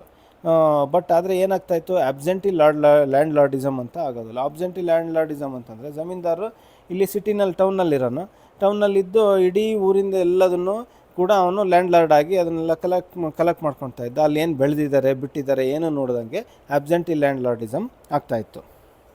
ಅದರಿಂದ ಅಲ್ಲಿರೋಂಥ ಟೆನೆಂಟ್ಸ್ಗಳೆಲ್ಲ ಟಾರ್ಚರ್ಗೆ ಒಳಪಡ್ತಿದ್ರು. ನೆಕ್ಸ್ಟು ರೈತ್ವಾರಿ ಸಿಸ್ಟಮನ್ನು ಇಂಟ್ರೊಡ್ಯೂಸ್ ಮಾಡೋದು ಯಾವಾಗ ಅಂತಂದರೆ 1820ನಲ್ಲಿ ಬಾಂಬೆ ಮತ್ತು ಸೌತ್ ಇಂಡಿಯಾ, ಆಲ್ಮೋಸ್ಟ್ ಬಾಂಬೆ ಮತ್ತು ಮಡ್ರಾಸ್ನಲ್ಲಿ ಇಂಟ್ರೊಡ್ಯೂಸ್ ಮಾಡ್ತಾರೆ 1820ನಲ್ಲಿ. ಓಕೆ, ಇದನ್ನು ಇಂಟ್ರೊಡ್ಯೂಸ್ ಮಾಡೋದು ಯಾರು ಅಂತಂದರೆ Thomas Munro governor of Madras ಆಗಿರ್ತಾನೆ. ಆ್ಯಂಡ್ ಚಾರ್ಲ್ಸ್ ರೀಡ್ ಇದನ್ನು ರೆಕಮೆಂಡ್ ಮಾಡೋದು ಯಾರು ಅಂತಂದರೆ ಚಾರ್ಲ್ಸ್ ರೀಡ್. ಫಸ್ಟು ಪರ್ಮನೆಂಟ್ ಸೆಟ್ಲ್ಮೆಂಟ್ನ ರೆಕಮೆಂಡ್ ಮಾಡೋದು ಜಾನ್ ಶೋರು, ಇಂಟ್ರೊಡ್ಯೂಸ್ ಮಾಡೋದು ಲಾರ್ಡ್ ಕಾರ್ನ್ವಾಲಿಸ್. ಬಟ್ ರೈತ್ವಾರಿ ಸಿಸ್ಟಮ್ನ ಇಂಟ್ರೊಡ್ಯೂಸ್ ಮಾಡೋದು ಥಾಮಸ್ ಮುನ್ರೋ, ರೆಕಮೆಂಡ್ ಮಾಡೋದು ಚಾರ್ಲ್ಸ್ ರೀಡ್. ಇದಂಗೆ ಅಂತಂದರೆ ಇದೊಂಥರ ಡೈರೆಕ್ಟ್ ಸೆಟ್ಲ್ಮೆಂಟು. ಈಗ ಜಮೀನ್ದಾರ್ ಬರೋಲ್ಲ, ಡೈರೆಕ್ಟ್ ರೈತನ ಹತ್ರನೇ ಸೆಟ್ಲ್ಮೆಂಟು, ಆಯಿತಾ. ಸೊ ಹಂಗಾಗಿ ಇದರಲ್ಲಿ ರೈತಂದು ಕಲ್ಟಿವೇಟರ್ ಪೊಸಿಷನ್ನು ಸ್ಟ್ರಾಂಗ್ ಆಗಿರುತ್ತೆ. ಯಾಕೆಂತಂದರೆ ಅವನೇ ಡೈರೆಕ್ಟ್ ಓನರು, ಅವನಿಂದನೇ ಡೈರೆಕ್ಟ್ ಟ್ಯಾಕ್ಸ್ ಕಲೆಕ್ಷನ್ ಅಂತೇಳಿ. ಬಟ್ ಆದರೆ ಏನಾಗುತ್ತೆ, ರೆವೆನ್ಯೂನು ಅಷ್ಟೇ ಫಿಕ್ಸ್ ಮಾಡೋದು 30 ವರ್ಷಕ್ಕೊಂದು ಸರ್ತಿ based on scientific theory of rent, scientific theory of Ricardo ಅಂತೇಳಿ ಇದ್ರ ಬೇಸಿಸ್ ಮೇಲೆ ರೆಂಟನ್ನು ಫಿಕ್ಸ್ ಮಾಡ್ತಾರೆ. Revenue was fixed for a period of not exceeding 30 years on the basis of quality of soil and nature of the crop. ಇದ್ರ basis ಮೇಲೆ ಅವರು ರೆಂಟನ್ನು fix ಮಾಡ್ತಾರೆ based on scientific rent theory of record. But ಆದರೆ position of ಕಲ್ಟಿವೇಟರ್ದು strong ಆಗಿರುತ್ತೆ, ಅವ್ರದ್ದು land ಎಲ್ಲೂ ಹೋಗಲ್ಲ. ಬಟ್ ಆದರೆ ಏನಾಗ್ತಾಯಿತ್ತು, ಹೈ ಮತ್ತು ರಿಜಿಡ್ ರೆವೆನ್ಯೂ ಸಿಸ್ಟಮ್ ಇರೋದ್ರಿಂದ ಅವರು ರೆವೆನ್ಯೂ ಕಟ್ಟೋಕ್ಕಾಗ್ದಲೇ ಕೊನೆಗೆ ಏನಾಗ್ತಾಯಿತ್ತು, ಅವರು ಸಾಲ ಮಾಡ್ಕೊಂಡು ರೆವೆನ್ಯೂ ಕಟ್ಟಬೇಕಾಗಿತ್ತು. ಕೊನೆಗೆ ಸಾಲಗಾರರಿಗೆ ಆ ಲ್ಯಾಂಡ್ ಹೋಗೋದು, ಈ ರೀತಿ ಆಗ್ತಾಯಿತ್ತು. ಬಿಸೈಡ್ಸ್ ದಿಸ್ ಗೌರ್ಮೆಂಟ್ ಇಟ್ಸೆಲ್ಫ್ ಏನಾಗೋದು, ಈಗ ಮುಂಚೆ ಜಮೀನ್ದಾರಿಂದ ಕಲೆಕ್ಟ್ ಮಾಡಬೇಕಾಯಿತು. ಬಟ್ ಈಗೇನಾಯಿತು, ಗೌರ್ಮೆಂಟೇ ದೊಡ್ಡ ಜಮೀನ್ದಾರನ ಟೈಪ್ ಆಯಿತು, ಡೈರೆಕ್ಟಾಗಿ ರೈತನ ಹತ್ರ ಕಲೆಕ್ಟ್ ಮಾಡ್ಕೊಳ್ಬೇಕಾಯಿತು. Besides this government itself become a big zamindar and retain the right to enhance revenue it would while the cultivator was left on the mercy of the ಆಫೀಸರ್ಸ್ನ ಮೇಲೆ depend ಆಗಿರ್ತಾಯಿತ್ತು. ನೆಕ್ಸ್ಟು ಮಹಲ್ವಾರಿ ಸಿಸ್ಟಮ್ ಏನಂತಂದರೆ ಇದು ಜಮೀನ್ದಾರಿ ಸಿಸ್ಟಮ್ನ ಒಂದು ಸ್ವಲ್ಪ modified ವರ್ಷನ್ನು. ಇದನ್ನು ಎಲ್ಲಿ ಇಂಟ್ರೊಡ್ಯೂಸ್ ಮಾಡ್ತಾರೆ ಅಂದರೆ ಸ್ವಲ್ಪ ಗ್ಯಾಂಜಸ್ ವ್ಯಾಲಿ ಅಂತಂದರೆ ಗಂಗಾ ನದಿ ತೀರದಲ್ಲಿ ಕೆಲವು ಕಡೆ ನಾರ್ತ್ ವೆಸ್ಟ್ ಫ್ರಾಂಟಿಯರ್ ಪ್ರಾವಿನ್ಸಸ್ ಅಂದರೆ Punjab, Rajasthan, western U P, Saurashtra, ಈ north west frontier parts and also parts of central India and Punjab, ಇಷ್ಟು ಪಾರ್ಟ್ಸ್ನಲ್ಲಿ ಅವರು ಇಂಟ್ರೊಡ್ಯೂಸ್ ಮಾಡ್ತಾರೆ. ಇದರಲ್ಲಿ ಏನಾಗ್ತಾಯಿತ್ತು ಅಂದರೆ ರೆವೆನ್ಯೂ ಸೆಟ್ಲ್ಮೆಂಟ್ ಹಿಂಗೆ ಅಂತಂದರೆ ಈಗ ರೈತನ ಹತ್ರ ಡೈರೆಕ್ಟ್ ಆಗ್ತಿರ್ಲಿಲ್ಲ ಅಥವಾ ಜಮೀನ್ದಾರ್ ಮೂಲಕ ಆಗ್ತಿರಲಿಲ್ಲ. ಇದು ಒಂದೊಂದು ಮೇಡ್ ಬೈ ವಿಲೇಜಸ್ ಅಥವಾ ಎಸ್ಟೇಟ್ ವಿತ್ ಲ್ಯಾಂಡ್ ಲಾಟ್ಸ್, ಅಂದರೆ ಒಂದೊಂದು ವಿಲೇಜಿಂದ ಲೆಕ್ಕ ಕೊಡಬೇಕಾಗಿತ್ತು, ಒಂದೊಂದು ವಿಲೇಜ್ ಪ್ರಕಾರ ಕೊಡಬೇಕಾಗಿತ್ತು. So in western Uttar Pradesh a settlement was made with the village communities which maintained a form of common ownership. ಅಲ್ಲಿ ಕಾಮನ್ ಓನರ್ಶಿಪ್ ಇರ್ತಾಯಿತ್ತು. ಸೊ ಅದನ್ನು ಮಹಲ್ ಅಂತೇಳಿ ಕರೆಯೋರು. ಆ ಮಹಲ್ ಅಥವಾ ಬಾಯ್ಚಾರೆ ಅಂತ ಕರೆಯೋರು. ಈ ಬಾಯ್ಚಾರೆ ಅಥವಾ ಮಹಲ್ನ ಒಂದು ಸೆಟ್ಲ್ಮೆಂಟ್ ಮೂಲಕ ಅವರೇನೋ ಗ್ರೂಪ್ ಆಫ್ ಪೀಪಲ್ಲು ಪರ್ಮನೆಂಟ್ ಇದು ಮಹಲ್ವಾರಿ ಸಿಸ್ಟಮ್ ಮೂಲಕ ಅವರು ರೆವೆನ್ಯೂ ತುಂಬಬೇಕಾಗಿತ್ತು. ರೆವೆನ್ಯೂನ ಪೀರಿಯಾಡಿಕ್ಕಾಗಿ ಅವರು ರಿವೈಸ್ ಮಾಡ್ತಾಯಿದ್ರು. ಸೊ ಈ ರೀತಿ ಲ್ಯಾಂಡ್ ರೆವೆನ್ಯೂ ಸಿಸ್ಟಮ್ಮು 3 ಸಿಸ್ಟಮ್ ಆಗಿತ್ತು. ಓಕೆ, ಪರ್ಮನೆಂಟ್ ರೆವೆನ್ಯೂ ಸಿಸ್ಟಮ್ ಅಥವಾ ಈ ಪರ್ಮನೆಂಟ್ ಸೆಟ್ಲ್ಮೆಂಟ್ ಅಥವಾ ಇಸ್ತಂಬ್ರಾರಿ ಅಥವಾ ಸ್ಥಾಯಿ ಬಂದೋಬಸ್ತ್ ಅಂತೇಳಿ. ನೆಕ್ಸ್ಟ್ ರಯತ್ವಾರಿ, ಅದಾದಮೇಲೆ ಮಹಲ್ವಾರಿ. ಅದರಲ್ಲಿ ಬಾಯ್ಚರೆ ಅಥವಾ ಮಹಲ್ಸ್ ಅಂತ ಅದ್ರ ಪ್ರಕಾರ ಅವರು ರೆವೆನ್ಯೂ ತುಂಬಬೇಕಾಗಿತ್ತು. ಸೊ ಇದರಿಂದ ಇಂಪ್ಯಾಕ್ಟ್ಸ್ ಕ್ರಿಯೇಟ್ ಆಯಿತು. ಕೊಲೋನಿಯಲ್ ಇಂಪ್ಯಾಕ್ಟ್ಸ್ಗಳು ಆಫ್ ಲ್ಯಾಂಡ್ ರೆವೆನ್ಯೂ ಏನೇನಾಗಿತ್ತು ಅಂತ ಒಂದು 4 ಪಾಯಿಂಟ್ ನೋಡೋಣ. ಕೊಲೋನಿಯಲ್ ಇಂಪ್ಯಾಕ್ಟ್ ಏನೇನಾಗಿತ್ತು ಅಂತಂದರೆ ಲ್ಯಾಂಡ್ ಸೆಟ್ಲ್ಮೆಂಟ್ಸ್ ಏನು ಮಾಡಿರ್ತಾರಲ್ಲ, ಲ್ಯಾಂಡ್ ಸೆಟ್ಲ್ಮೆಂಟ್ಸ್ ಮಾರ್ಕೆಟ್ ಇಂಟ್ರೊಡ್ಯೂಸ್ ಮಾಡಿರೋದು, ಅದೊಂದು ರೀತಿ ಮಾರ್ಕೆಟ್ ಎಕಾನಮಿನ ಕ್ರಿಯೇಟ್ ಮಾಡ್ತು. ಮಾರ್ಕೆಟ್ ಎಕಾನಮಿನ ಕ್ರಿಯೇಟ್ ಮಾಡಿ ಹಳೇದು ಕಸ್ಟಮರಿ ರೈಟ್ಸ್ಗಳೇನಿತ್ತಲ್ಲ ಅದೆಲ್ಲ ಹೋಗ್ಬಿಡುತ್ತೆ. ಕಸ್ಟಮರಿ ರೈಟ್ಸ್ ಅಂತಂದರೆ ಹೆರಿಡಿಟ್ರಿ ರೈಟ್ಸು, ಮತ್ತು ಅವರಿಗೆ ಅವರ ಕುಲಕ್ಕೆ ಬಂದು ಸೇರಬೇಕಾಗಿರೋಂಥ ಲ್ಯಾಂಡ್ ರೈಟ್ಸ್ಗಳು ಅವೆಲ್ಲ ಹೋಗಿ ಮಾರ್ಕೆಟ್ ಎಕಾನಮಿ, ಯಾರು ಟ್ಯಾಕ್ಸ್ ಕೊಡ್ತಾ ಇದ್ದಾರೆ ಅವ್ರ ಕಡೆ ಸ್ಟ್ರಾಂಗ್ ಇರುತ್ತೆ ರೈಟ್ಸು. ಸೊ ಇದನ್ನು ಮಾರ್ಕೆಟ್ ಎಕಾನಮಿ. ಕ್ಯಾಶ್ ಪೇಮೆಂಟು ಜಾಸ್ತಿ ಆಗುತ್ತೆ, ಮನಿ ಲೆಂಡಿಂಗ್ ಆ್ಯಕ್ಟಿವಿಟಿ ಜಾಸ್ತಿ ಆಗುತ್ತೆ. ಸೊ ಇದನ್ನೆಲ್ಲ ಎನ್ಕರೇಜ್ ಆಯಿತು. ಅದಾದ ನಂತರ ಸೋಷಿಯಲ್ ಡಿಫ್ರೆನ್ಷಿಯೇಷನ್ ಜಾಸ್ತಿ ಆಗಕ್ಕೆ ಸ್ಟಾರ್ಟ್ ಆಯಿತು. ಮನಿ ಫ್ಲೋ ಜಾಸ್ತಿ ಆಗಕ್ಕೆ ಸ್ಟಾರ್ಟ್ ಆಯಿತು ಅಂತಂದಾಗ ಮನಿ ಲೆಂಡರ್ಸ್ ಜಾಸ್ತಿ ಆಗ್ತಾರೆ, ಸೋಷಿಯಲ್ ಡಿಫ್ರೆನ್ಷಿಯೇಷನ್ ಜಾಸ್ತಿ ಆಗುತ್ತೆ, ರಿಚ್ಚು ಮತ್ತು ಪುವರ್ಗಳ ಡಿಫ್ರೆನ್ಸ್ ಜಾಸ್ತಿ ಆಗುತ್ತೆ. ರಿಚ್ಗೆ ಕೋರ್ಟ್ನ ಆಕ್ಸೆಸ್ ಇತ್ತು, ಕೋರ್ಟ್ನ ಆಕ್ಸೆಸ್ ಇರೋದ್ರಿಂದ ಅವರು ಡಿಫೆಂಡ್ ಮಾಡ್ಕೊತಾಯಿದ್ರು ಪ್ರಾಪರ್ಟಿನ. ಅದಾದ ನಂತರ ರಿಚ್ ಪೀಪಲ್ ಏನು ಮಾಡ್ತಾಯಿದ್ರು, ಕಮರ್ಷಿಯಲ್ ಕ್ರಾಪ್ನ ಬೆಳೀರಿ ಅಂತೇಳಿ ಒತ್ತಾಯಪೂರ್ವಕವಾಗಿ ಕಮರ್ಷಿಯಲ್ ಕ್ರಾಪ್ಸ್ನ ಬೆಳೆಸ್ತಾಯಿದ್ರು. ಮತ್ತು ಈ ಫಾರ್ಮರ್ಗಳು ಅವ್ರ ಊಟಕ್ಕೆ ಫುಡ್ ಗ್ರೈನ್ಸ್ನ ಬೇರೆಯವ್ರ ಹತ್ರ ಮಾರ್ಕೆಟಿಂದ ತಗೊಳಂಗೆ ಮಾಡ್ಕೊತಾಯಿದ್ರು. ಸೊ ಹಂಗಾಗಿ ಈ ಕಮರ್ಷಿಯಲ್ ಕ್ರಾಪ್ ಬೆಳೆದಿದ್ದನ್ನು ಚೀಪಾಗಿ ಮಾರಬೇಕಾಗಿತ್ತು ರೈತರು. ಅದಲ್ದಲೇ ಫುಡ್ ಗ್ರೈನ್ನೆಲ್ಲ ಕಾಸ್ಟ್ಲಿಯಾಗಿ ಮಾರ್ಕೆಟಿಂದ ತಗೋಬೇಕಾಗಿತ್ತು. ಸೊ ಅದೊಂದು ಹೊಡ್ತ ಬಿತ್ತು. ಅದಾದ ನಂತರ ಇಂಡಿಯನ್ ವಿಲೇಜಸ್ದು ಸ್ಟೆಬಿಲಿಟಿನೇ ಹಾಳು ಮಾಡಾಕ್ಬಿಟ್ರು. ಆಯಿತಾ, the stability of Indian villages was shaken and the entire setup of the rural society began to break. Rural ಸೊಸೈಟಿದೆಲ್ಲ ಇದು ಬ್ರೇಕ್ ಆಗ್ತಾ ಬಂತು. ಈ ಒಂದು ಕಾರಣದಿಂದ ಲ್ಯಾಂಡ್ ರೆವೆನ್ಯೂ ಸಿಸ್ಟಮ್ಸ್ ಆಗಲಿ, ಈ ಥರ ಒಂದು ಎಕನಾಮಿಕ್ ಡ್ರೈನ್ ಮಾಡಿರೋದ್ರಾಗಲಿ, ಇಷ್ಟೆಲ್ಲ ರೀಸನ್ನಿಂದ ಸಾಕಷ್ಟು ಜನ ರಿವೋಲ್ಟ್ ಆಗೋಕ್ಕೆ ಸ್ಟಾರ್ಟ್ ಆದರು. ಓಕೆ, ಇವ್ರದ್ದು ಒಂದು ರೆವೆನ್ಯೂ ಸಿಸ್ಟಮ್ ಆಗಲಿ ಅಥವಾ ಇವರು ಅನೆಕ್ಸೇಷನ್ ಮಾಡ್ಕೊಂಡಿದ್ರು ಬೇರೆ ಬೇರೆ ಕಿಂಗ್ಡಮ್ಗಳಿಂದ. ಅದಾದ ನಂತರ ಇವರು ಒಂದು ಫೇಸ್ ಯಾವ ರೀತಿ ದುಡ್ಡನ್ನು ಟ್ರಾನ್ಸ್ಫರ್ ಮಾಡ್ತಿದ್ರು, ಇದರಿಂದ ಸಾಕಷ್ಟು ರಿವೋಲ್ಟ್ಸ್ಗಳು, ಪೀಸೆಂಟ್ ಮೂಮೆಂಟ್ಸ್ಗಳು ಆಗ್ತಾ ಬಂತು. ಸಿವಿಲ್ ರಿವೋಲ್ಟ್ಸ್, ಅದರಲ್ಲಿ 3 ಟೈಪ್ ಆಫ್ ರಿವೋಲ್ಟ್ಸ್ಗಳನ್ನ ನಾವು ಗಮನಿಸ್ಬೋದು. ಒಂದು ಪೀಸೆಂಟ್ ಮೂಮೆಂಟ್ಸ್ಗಳು ಅಂದರೆ ರೈತರುಗಳ್ದು ಹೋರಾಟಗಳು ಆಗ್ತವೆ. ಇನ್ನೊಂದು ಟ್ರೈಬಲ್ ರಿವೋಲ್ಟ್ಸ್ ಅಂತಂದರೆ ಏನು ಗುಡ್ಡಗಾಡು ಇದರಲ್ಲಿ ಇದ್ರಲ್ಲ ಅವರೆಲ್ಲ ರಿವೋಲ್ಟ್ ಆಗೋಕ್ಕೆ ಸ್ಟಾರ್ಟ್ ಮಾಡ್ತಾರೆ. ಅದಾದ ನಂತರ ಸಿವಿಲಿಯನ್ ರಿವೋಲ್ಟ್ಸ್, ಸಾಕಷ್ಟು ಜನ ಸಿವಿಲಿಯನ್ ರಿವೋಲ್ಟ್ಸ್ಗಳು ಆಗುತ್ತೆ. ಸೊ ಈ ರಿವೋಲ್ಟ್ಸ್ಗಳನ್ನು ಕೂಡ ನಾವು ನೋಡಬೇಕಾಗುತ್ತೆ. ಈಗ ಸಿವಿಲ್ ರಿವೋಲ್ಟ್ಗಳೆಲ್ಲ ಯಾವ್ಯಾವಾಗಿದೆ ಅಂತ ಫಸ್ಟ್ ಕಲಿಯೋಣ. ಸಿವಿಲ್ ರಿವೋಲ್ಟಲ್ಲಿ ನಾವು ಇಂಪಾರ್ಟೆಂಟ್ ಅಂದರೆ 16th century, 17th century, 18th ಸೆಂಚುರಿಯಿಂದ start ಆಗುತ್ತೆ. 18th ಸೆಂಚುರಿಯಿಂದ ಜಾಸ್ತಿ ನಡೀತಾನೆ ಇರುತ್ತೆ. ಯಾವ್ಯಾವು ಅಂತ ನೋಡೋಣ. ಸಿವಿಲ್ ರಿವೋಲ್ಟಲ್ಲಿ ಸನ್ಯಾಸಿ ರಿವೋಲ್ಟ್ ಬೆಂಗಾಲಲ್ಲಾಗುತ್ತೆ 1780. ಕಟ್ಟಬೊಮ್ಮನ್ ರಿವೋಲ್ಟ್ ತಮಿಳ್ನಾಡಲ್ಲಾಗುತ್ತೆ 1792 to 1798. ಪೈಕ್ ರಿವೋಲ್ಟ್ ಅಂತೇಳಿ ಒರಿಸ್ಸಾದಲ್ಲಾಗುತ್ತೆ 1804. ವೇಲುತಂಪಿ ರಿವೋಲ್ಟ್ ಆಗುತ್ತೆ ಟ್ರಾವಂಕೋರಲ್ಲಿ 1805. ಕಿತ್ತೂರು ರಿವೋಲ್ಟ್ ಕರ್ನಾಟಕದಲ್ಲಾಗುತ್ತೆ 1824. ಪಾಗಲ್ಪಂತೀಸ್ ರಿವೋಲ್ಟು ಮೈಮನ್ ಸಿನ್ 1825ನಲ್ಲಿ ಆಗುತ್ತೆ. ರಾಜು ಅನ್ನೋರಿಂದ ರಿವೋಲ್ಟ್ ಆಗುತ್ತೆ, ಇದು 1827ನಲ್ಲಿ ವಿಜಾಗಲ್ಲಿ. ಫರೈಜಿ ಅನ್ನೋರಿಂದ ರಿವೋಲ್ಟ್ ಆಗುತ್ತೆ. ಅದಾದ ನಂತರ ಸತವಂದಿ ಅಂತೇಳಿ ಅವರಿಂದ ಸತವಂದಿ ರಿವೋಲ್ಟ್ ಅಂತೇಳಿ ಮಹಾರಾಷ್ಟ್ರದಲ್ಲಾಗುತ್ತೆ. ಕುಕಾ ರಿವೋಲ್ಟ್ ಅಂತೇಳಾಗುತ್ತೆ. ಗಡ್ಕರಿ ರಿವೋಲ್ಟ್ ಅಂತೇಳಾಗುತ್ತೆ 1844ಅಲ್ಲಿ. ಪೋಲಿಗಾರ್ ರಿವೋಲ್ಟ್ ಅಂತೇಳಿ 1846ನಲ್ಲಿ ಕರ್ನೂಲಲ್ಲಾಗುತ್ತೆ. ಇದನ್ನು ನಾವು ಜ್ಞಾಪಕ ಇಟ್ಕೊಳ್ಬೇಕಾಗುತ್ತೆ. ಸನ್ಯಾಸಿ ರಿವೋಲ್ಟ್, ಸನ್ಯಾಸಿ, ಕಟ್ಟಬೊಮ್ಮನ್, ಪೈಕ್, ವೇಲುತಂಪಿ, ಕಿತ್ತೂರ್, ಪಾಗಲ್ಪಂತೀಸ್, ರಾಜು, ಫರೈಜಿ, ಸತವಂದಿ, ಕುಕಾ, ಗಡ್ಕರಿ, ಪೋಲಿಗಾರ್. ಇದರಲ್ಲಿ ಈಸಿಯಾಗಿ ಜ್ಞಾಪಕ ಇಟ್ಕೊಳೋದು ಸನ್ಯಾಸಿ ರಿವೋಲ್ಟ್ ಫಸ್ಟು ಬೆಂಗಾಲಲ್ಲಾಗುತ್ತೆ.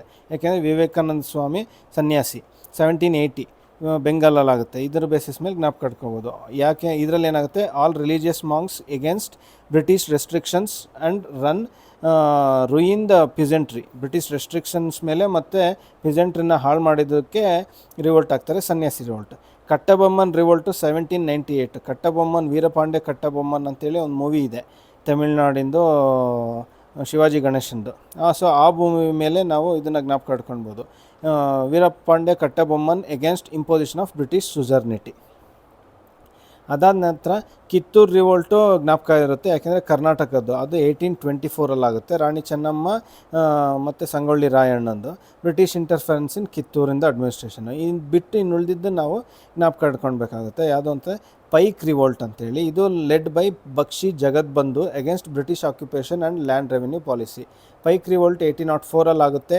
ವೇಲುತಂಪಿ ರಿವೋಲ್ಟ್ ಟ್ರಾವೆಂಕೂರಲ್ಲಾಗುತ್ತೆ. ವೇಲುತಂಪಿ ಟ್ರಾವೆಂಕೂರಲ್ಲಾಗುತ್ತೆ. ಇದು 1805. ಇದನ್ನು ಲೆಡ್ ಮಾಡಿದವರು ವೇಲುತಂಪಿ against British ಎಕ್ಸ್ಟಾರ್ಷನ್ನು. Kittur revolt 1824 Chinnamma and Rayappa. ಪಾಗಲ್ಪಂತೀಸ್ revolt ಮೈಮನ್ಸಿಂಗ್ by Karam Shah and Tipu. Religious nature ಆಗಿರುತ್ತೆ. ಇದರಲ್ಲಿ ರಿಲಿಜಿಯಸ್ ನೇಚರ್ ಆಗಿರೋದು ಎರಡು, ಒಂದು ಸನ್ಯಾಸಿ ರಿವೋಲ್ಟು, ಅದಾದ ನಂತರ ಇನ್ನೊಂದು ಪಾಗಲ್ಪಂತೀಸ್ ರಿವೋಲ್ಟು. ಇದು ರಿಲಿಜಿಯಸ್ ನೇಚರ್ ಆಗಿರುತ್ತೆ. ನೆಕ್ಸ್ಟು ರಾಜು ವಿಜಾಗು ಬೀರಭದ್ರ ರಾಜು ಅಂತೇಳಿ, ಇದು ಇದರಲ್ಲಿ ವಿಜಾಗಲ್ಲಾಗುತ್ತೆ. ನೆಕ್ಸ್ಟು ಫರೈಜಿ ಅಂತಂದರೆ by Haji Shariatullah Dadu Miyan for the cause of tenants. Haji Shariatullah and Dadu Miyan for the cause of tenants. Satavandi ಮಹಾರಾಷ್ಟ್ರದಲ್ಲಾಗುತ್ತೆ. Phond Sawant and Anna Saheb against the British rule. Kuka movement, ಕುಕಾರ್ ರಿವೋಲ್ಟು ಭಗತ್ ಜವಾಹರ್ ಮಾಲ್ ಅಥವಾ ಸಿಯಾನ್ ಸಾಹೇಬ್ ಇನ್ ಪಂಜಾಬ್. ಕುಕಾ ಪಂಜಾಬ್ನಲ್ಲಿ ಆಗೋಂಥದ್ದು. ಅದಾದಮೇಲೆ Gadkari revolt against the revenue policy in Kolhapur. ಪಾಲಿಗಾರ್ revolt against by Narasimha Reddy. ಇಷ್ಟು ರಿವೋಲ್ಟ್ಗಳಾಗತ್ತೆ. ಸೊ ನೆಕ್ಸ್ಟು ಟ್ರೈಬಲ್ ರಿವೋಲ್ಟ್ಗಳು ಯಾವುದು ಅಂತೇಳಿ ನೋಡೋಣ. ಟ್ರೈಬಲ್ ರಿವೋಲ್ಟ್ಗಳನ್ನು ನಾವು ಗಮನಿಸಿದ್ರೆ ಫಸ್ಟು ಆರ್ಡರ್ನ ನಾವು ಫಸ್ಟು ಬೈ ಹಾರ್ಟ್ ಮಾಡಬೇಕಾಗುತ್ತೆ. ಫಸ್ಟ್ ಒನ್ನು ಚುವಾರ್ ಟ್ರೈಬು. ಚುವಾರ್ ಟ್ರೈಬಿನ ಲೀಡರು ರಾಜ ಜಗನ್ನಾಥ್. ಇದು ಯಾಕೆ ಆಗುತ್ತೆ, 1766ನಲ್ಲಾಗುತ್ತೆ. ಇದು ಯಾಕೆ ಆಗುತ್ತೆ ಅಂದರೆ excess land revenue excess revenue demand and Bengal famine. ಇದು ಒಂದೇ ಒಂದು ರಿವೋಲ್ಟು 1766ಅಲ್ಲಿ ಆಗೋಂಥದ್ದು. ಇನ್ನು ಉಳಿದಿದ್ದೆಲ್ಲ ಏನಾಗುತ್ತೆ, ಆಲ್ಮೋಸ್ಟು 1800 ಮೇಲೆ ಆಗೋಂಥದ್ದು. 1900 ಮೇಲೆ 4 ಆಗ್ತವೆ. Okay, so Chuar revolt Raja Jagannath excess revenue demand Bengal famine ಈ ಕಾರಣದಿಂದ ಆಗುತ್ತೆ. ನೆಕ್ಸ್ಟು 1817ಇಂದ 1850 ಒಳಗಡೆ ಒಂದಷ್ಟು ರಿವೋಲ್ಟ್ಗಳಾಗುತ್ತೆ. ಯಾವುದು ಅಂದರೆ ಬಿಲ್ಸು, ಹೋಸು, ರಾಮೋಸು, ಕೋಲಿಸ್, ಅಹೋಮ್, ಕಾಸಿ, ಕೋಲ್, ಸಂತಲ್ಸ್. ಇಷ್ಟನ್ನು ನಾವು ಜ್ಞಾಪಕ ಇಟ್ಕೊಳ್ಬೇಕು. Bhils revolt Sewaram leader. ಇದು 1817ಅಲ್ಲಾಗುತ್ತೆ. ಇದು ಅಗ್ರೇರಿಯನ್ ಹಾರ್ಡ್ಶಿಪ್ಪು. ಅದಾದ 3 ವರ್ಷಕ್ಕೆ ಹೋಸ್ ರಿವೋಲ್ಟ್ ಆಗುತ್ತೆ. ಇದು ಬ್ರಿಟಿಷ್ ಆಕ್ಯುಪೇಷನ್ ಆಫ್ ಸಿಂಗ್ಬಮ್ ಅನ್ನೋ ಏರಿಯಾನ ಆಕ್ಯುಪೈ ಮಾಡಿರ್ತಾರೆ, ಅದು ಹೋಸ್ ರಿವೋಲ್ಟು. ರಾಮೋಸಿ ರಿವೋಲ್ಟು 1822ನಲ್ಲಿ ಚಿತ್ತೂರ್ ಸಿಂಗ್, ಪ್ರತಾಪ್ ಸಿಂಗ್ ಆ್ಯಂಡ್ ದತ್ತಾತ್ರೇಯ ಪಾಟ್ಕರ್, ಇದು ಬ್ರಿಟಿಷ್ ರೂಲ್ ಅಗೇನ್ಸ್ಟ್ ಆಗೋದು. ಕೋಲಿಸ್ ರಿವೋಲ್ಟ್ 1824, ಇದು dismantle of ಫಾರೆಸ್ಟ್ಗಳನ್ನ ಓಡಿಸ್ತಾರಲ್ಲ ಅದಕ್ಕಾಗುತ್ತೆ. Next Ahom ರಿವೋಲ್ಟು ಗೋಮ್ದಾರ್ Kunwar ಅಂತೇಳಿ 1828ನಲ್ಲಿ ಅಹೋಮ್ ರಿವೋಲ್ಟು ಗೋಮ್ದಾರ್ ಕುನ್ವಾರಿಂದ ಆಗೋದು, ಬ್ರಿಟಿಷ್ ಆಕ್ಯುಪೇಷನ್. ಕಾಸಿ ರಿವೋಲ್ಟು ತಿರುತ್ ಸಿಂಗ್ ಅಂತ ಹೇಳಿ ಆಗುತ್ತೆ. ತಿರುತ್ ಸಿಂಗ್ 1829ಇಂದ 1332 ತನಕ ತಿರುತ್ ಸಿಂಗ್ ಬ್ರಿಟಿಷ್ ಆಕ್ಯುಪೇಷನ್ಗೋಸ್ಕರ ಆಗುತ್ತೆ. ಕೋಲ್ ರಿವೋಲ್ಟು 1831 to 32, ಕೋಲ್ ರಿವೋಲ್ಟು ಬುದ್ದು ಭಗತ್ ಅಂತೇಳಿ ಲ್ಯಾಂಡ್ ಟ್ರಾನ್ಸ್ಫರ್ ಟು, ಈಗ ಟ್ರೈಬಲ್ಸ್ನವ್ರದ್ದು ಲ್ಯಾಂಡನ್ನು ಬೇರೆಯವ್ರಿಗೆ ಕೊಟ್ಟರೆ ಲ್ಯಾಂಡ್ ಟ್ರಾನ್ಸ್ಫರ್ ಆಗುತ್ತಲ್ಲ, ಅದಕ್ಕೋಸ್ಕರ ಆಗುತ್ತೆ ಬುದ್ದು ಭಗತ್ ಇನ್ ದ ರಿವೋಲ್ಟು. ಸಂತಲ್ಸ್ ರಿವೋಲ್ಟು ಇದು ಇಂಪಾರ್ಟೆಂಟು. ಸಂತಲ್ಸು ಸಿದ್ದು ಆ್ಯಂಡ್ ಕನ್ಹು 1855ನಲ್ಲಿ ಆಗುತ್ತೆ, ಇದು ಅಷ್ಟೇ ಬ್ರಿಟಿಷ್ ರೂಲ್ ಅಗೇನ್ಸ್ಟ್ ಆಗೋದು. ನಾಯಕಡ ರಿವೋಲ್ಟು 1858ಅಲ್ಲಿ ಆಗುತ್ತೆ, ರೂಪ್ ಸಿಂಗ್ ಅನ್ನೋನು ಲೀಡರ್ ಆಗಿರ್ತಾನೆ, ಆಯಿತಾ. ಸೊ ಇದರಲ್ಲಿ Dharmaraj against ban of Joria Bhagat, Joria ಭಗತನ್ನು ಆನ್ ಗ್ರೇಜಿಂಗ್ ಆ್ಯಂಡ್ ಟಿಂಬರ್, ಇದನ್ನು ಬ್ಯಾನ್ ಮಾಡಿರೋದಕ್ಕೋಸ್ಕರ ಆಗುತ್ತೆ. For Dharmaraj against ban of Joria Bhagat on grazing and timber. Next Bhuyan and Juang ಅಂತೇಳಿ ಈ ಟ್ರೈಬಲ್ಲಿಂದ ರಿವೋಲ್ಟ್ ಆಗುತ್ತೆ. ಅದಕ್ಕೆ ಲೀಡರ್ಸ್ ಯಾರು ಅಂತಂದರೆ ರತ್ನ ನಾಯಕ್ ಆ್ಯಂಡ್ ಧರ್ನಿ ನಾಯಕ್ ಅಂತೇಳಿ. Installation of British protege on a throne, ಅವ್ರದ್ದು ಥ್ರೋನಲ್ಲಿ ಬ್ರಿಟಿಷಿಂದು ಸಿಂಬಲ್ ಹಾಕಿರ್ತಾರೆ, ಹಂಗಾಗಿ ಈ ರಿವೋಲ್ಟ್ ಆಗುತ್ತೆ. Bhuyan and Juang ರಿವೋಲ್ಟು, Ratna Nayak, Dharni Nayak. Kachanagas revolt 1882, Sambhudan ಅಂತೇಳಿ ಲೀಡರು, ಇದು ಬ್ರಿಟಿಷ್ ಇಂಟರ್ವೆನ್ಷನ್ನಿಂದ ಆಗೋಂಥದ್ದು. Munda revolt Birsa Munda. So land revenue system, missionary activity, missionary ಅಂದರೆ ಕನ್ವರ್ಷನ್ ಮಾಡ್ತಿರ್ತಾರೆ, ಮತ್ತು ಫೋರ್ಸ್ಡ್ ಲೇಬರು, ಇದರಿಂದ ಆಗುತ್ತೆ. ಬಿರ್ಸಾ ಮುಂಡಾ ಅಥವಾ ಮುಂಡಾ ಉಲ್ಗುಲನ್ ಅಂತೇಳಿ ಕೂಡ ಕರೀತಾರೆ. ನೆಕ್ಸ್ಟು ಬಿಲ್ಸ್ ರಿವೋಲ್ಟು, ಇದು ಇಷ್ಟು ಆಲ್ಮೋಸ್ಟು 1900 ಒಳಗಡೆ ಆಗಿರೋಂಥ ರಿವೋಲ್ಟ್ಸ್. ಯಾವುದು? ಬಿಲ್ಸು, ಹೋಸು, ರಾಮೋಸು, ಕೋಲಿಸು, ಅಹೋಮು, ಕಾಸಿ, ಕೋಲ್, ಸಂತಲ್ಸ್, ನಾಯ್ಕಡ, ಬುಯಾನ್ ಜುವಾಂಗ್, ಕಚನಾಗಾಸು, ಮುಂಡಾಸ್. ಸೊ ಇಷ್ಟು ಏನಾಗುತ್ತೆ 100 ಇಯರ್ಸ್ನಲ್ಲಿ ಆಗೋವಂಥ tribal revolts. Next 1900 onwards Bhils, Govind Guru ಅಂತೇಳಿ ಟೆಂಪರೆನ್ಸ್ ಆಫ್ ಪ್ಯೂರಿಫಿಕೇಷನ್ ಮೂಮೆಂಟ್ ಇದ್ರ ಕಾಸ್ ಮೇಲೆ ಒಂದು ರಿವೋಲ್ಟ್ ಆಗುತ್ತೆ. ಒರಾವನ್ಸು ತಾನಾ ಭಗತ್ ಅಂತೇಳಿ, ಇದು ಜತ್ರ ಭಗತ್ ಮತ್ತು ಅದರ್ ಭಗತ್ ಸೇರ್ಕೊಂಡು ರಿಲಿಜಿಯಸ್ ರೀಸನ್ನಿಂದ ಆಗುವಂಥದ್ದು, ಅದಾದ ನಂತರ ಚೆಂಚೂಸ್ ಅಂತೇಳಿ ಟ್ರೈಬು, ಅವರು ಒಂದು ರಿವೋಲ್ಟ್ ಆಗುತ್ತೆ. British control of forest control ಮಾಡ್ತಿರ್ತಾರೆ. ಕೊಯಾಸ್ ರಂಪಾಸ್ ಅಂತೇಳಿ ಅಲ್ಲೂರಿ ಸೀತಾರಾಮರಾಜು ಅವರು ಲೀಡರ್ ಆಗಿರ್ತಾರೆ, ಬ್ರಿಟಿಷ್ ರೂಲ್ ಅಗೇನ್ಸ್ಟ್ ಮಾಡ್ತಾರೆ 1922ನಲ್ಲಿ. ನೆಕ್ಸ್ಟು ನಾಗಾ ರಿವೋಲ್ಟ್ ಆಗುತ್ತೆ 1932ನಲ್ಲಿ. ಜಾದು ನಂಗ್ ಆ್ಯಂಡ್ ರಾಣಿ ಗೈಡಿನಿಲು ಅನ್ನೋರು ಲೀಡರ್ ಆಗಿರ್ತಾರೆ, ರಿಫಾರ್ಮಿಸ್ಟ್ ಮೂವ್ಮೆಂಟ್ ಆಗಿರುತ್ತೆ. Later directed as a excess British rule ಅಂತೇಳಿ ಇದಾಗುತ್ತೆ. ಪಿಜೆಂಟ್ ಮೂವ್ಮೆಂಟ್ಗಳು ನೆಕ್ಸ್ಟ್ ಯಾವುದ್ಯಾವುದಿದೆ ಅಂತ ನೋಡೋಣ. ಪಿಜೆಂಟ್ ಮೂವ್ಮೆಂಟ್ಗಳಲ್ಲಿ ಇದು ಭಾಳ ಸಿಂಪಲ್ ಆಗಿದೆ. ಫಸ್ಟ್ ಒನ್ ಪಿಜೆಂಟ್ ಮೂಮೆಂಟ್ ಯಾವುದು? Indigo revolt. ಅದಾದ ನಂತರ ಪಬ್ನಾ ರಿವೋಲ್ಟ್. ಇದೆರಡೂ ಕೂಡ ಬೆಂಗಾಲಲ್ಲಾಗುತ್ತೆ. ಇಂಡಿಗೋ ರಿವೋಲ್ಟಿಗೆ ಲೀಡರ್ಸು ಬಿಷ್ಣು ಆ್ಯಂಡ್ ದಿಗಂಬರ್ ಬಿಸ್ವಾಸ್ ಅಂತೇಳಿ 1859ನಲ್ಲಿ. ಅದಾದ ನಂತರ ಈ ಪಬ್ನಾ ರಿವೋಲ್ಟ್ಗೆ ಲೀಡರ್ಸ್ಗಳು ಇದು 1870ಸ್ನಲ್ಲಿ ಈಶ್ವರ್ ರಾಯ್ ಮತ್ತು ಸಬುಪಾಲ್ ಕುದಿಮೊಲ್ಲ ಅಂತೇಳಿ. ಇದು ಎರಡನ್ನ ನಾವು ಕಟ್ಕೊಳ್ಬೇಕಾಗುತ್ತೆ. ಇದಾದ ನಂತರ ನೆಕ್ಸ್ಟ್ ಬರೋದು 1875ನಲ್ಲಿ ಡೆಕ್ಕನ್ ರಿಯಟ್ಸ್ ಮಹಾರಾಷ್ಟ್ರದಲ್ಲಿ. ಇದಾದ ನಂತರ 1879ನಲ್ಲಿ ಮತ್ತೆ ಮಹಾರಾಷ್ಟ್ರದಲ್ಲಿ ವಸುದೇವ್ ಬಲ್ವಂತ್ ಫಾಡ್ಕೆ ಅವರಿಂದ ರಾಮೋಸಿ ಮೂಮೆಂಟ್ ಆಗುತ್ತೆ. ಸೊ ಬೆಂಗಾಲಲ್ಲಿ 2 ಆಗುತ್ತೆ, ಇಂಡಿಗೋ ರಿವೋಲ್ಟ್, ಪಬ್ನಾ ರಿವೋಲ್ಟ್. ಮಹಾರಾಷ್ಟ್ರದಲ್ಲಿ 2 ಆಗುತ್ತೆ, ಡೆಕ್ಕನ್ ರಿಯಟ್ಸ್, ರಾಮೋಸಿ ಮೂಮೆಂಟ್ಸು. ಅದಾದ ನಂತರ ಸೀದಾ ರಾಜಸ್ಥಾನಲ್ಲಿ ಬಿಜೋಲಿಯಾ ಮೂಮೆಂಟ್ಸ್ ಆಗುತ್ತೆ. ಬಿಜೋಲಿಯಾ ಮೂಮೆಂಟ್ಸಲ್ಲಿ ಅದು 1913ನಲ್ಲಿ ಆಗುತ್ತೆ. ಸೀತಾರಾಮ್ ದಾಸ್, ವಿಜಯ್ ಪಾಟಿಕ್ ಸಿಂಗ್ ಅಂತೇಳಿ ಇವರು ಲೀಡರ್ಸ್ಗಳಾಗಿರ್ತಾರೆ. ಇದಾದಮೇಲೆ ಗಾಂಧೀಜಿದು ಎಂಟ್ರೆನ್ಸ್ ಆಗುತ್ತೆ. ಗಾಂಧೀಜಿ ಬಿಹಾರಲ್ಲಿ ಚಂಪಾರಣ್ ಸತ್ಯಾಗ್ರಹ ಮಾಡ್ತಾರೆ 1917ನಲ್ಲಿ. ಅದಾದ ನಂತರ 1918ನಲ್ಲಿ ಗಾಂಧೀಜಿ ಮತ್ತು ವಲ್ಲಭಾಯ್ ಪಟೇಲ್ ಸೇರ್ಕೊಂಡು ಗುಜರಾತಲ್ಲಿ ಖೇಡಾ ಸತ್ಯಾಗ್ರಹ ಮಾಡ್ತಾರೆ. ಅದಾದ ನಂತರ 1928ಅಲ್ಲಿ ವಲ್ಲಭಾಯ್ ಪಟೇಲ್ ಗುಜರಾತಲ್ಲಿ ಬರ್ದೋಲಿ ಸತ್ಯಾಗ್ರಹ ಅಥವಾ ಬೋರ್ಸಾದ್ ಸತ್ಯಾಗ್ರಹ ಮಾಡ್ತಾರೆ. ಅದಕ್ಕಿಂತ ಮುಂಚೆ ಕೇರಳದಲ್ಲೊಂದು ಮೊಪ್ಲಾ ಮೂಮೆಂಟ್ ಅಂತೇಳಿ ಆಗುತ್ತೆ. ಈ ಮೊಪ್ಲಾ ಮೂಮೆಂಟ್ ಸ್ಟಾರ್ಟ್ ಮಾಡೋದಕ್ಕೆ ಲೀಡರ್ಸು 1921ನಲ್ಲಿ ಸಯೀದ್ ಅಲಿ ಮತ್ತು ಸಯೀದ್ ಫಜಲ್ ಅಂತೇಳಿ. ಓಕೆ, ಸೊ 1928 ಆದಮೇಲೆ ಸೀದಾ 1946ಅಲ್ಲಿ ತೇಬಾಗ ಮೂಮೆಂಟ್ ಅಂತೇಳಿ ಸ್ಟಾರ್ಟ್ ಆಗುತ್ತೆ ಬೆಂಗಾಲಲ್ಲಿ.